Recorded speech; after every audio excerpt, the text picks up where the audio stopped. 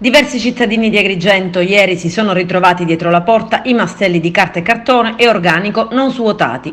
I lavoratori si sono riuniti in assemblea saltando delle ore di lavoro. Per oggi nessuno stop al porta a porta. I netturbini hanno deciso di restare in attesa per almeno 24-36 ore.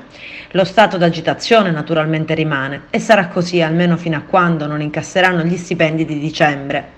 E questo quello che è stato deciso assieme alle segreterie provinciali di CGIL, CISL e UIL durante l'assemblea sindacale. I mandati di pagamento dello stipendio dello scorso dicembre a quanto pare sarebbero all'ufficio ragioneria di Palazzo dei Giganti. Si attende solo e dovrebbe essere un passaggio squisitamente burocratico la notifica alle imprese che si occupano della raccolta differenziata dei rifiuti. Già la scorsa settimana lo sciopero atteso per giovedì è stato poi annullato dopo le rassicurazioni da parte dell'assessore a ramo Nello Amel sul pagamento delle spettanze.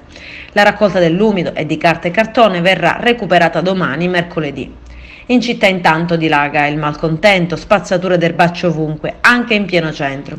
I cittadini pagano, o almeno quelli che pagano le bollette, o i B&B che devono rendere al comune anche la tassa di soggiorno, di contro si ritrovano a vivere e convivere e presentare ai propri ospiti un biglietto da visita che mostra sporcizia e noncuranza.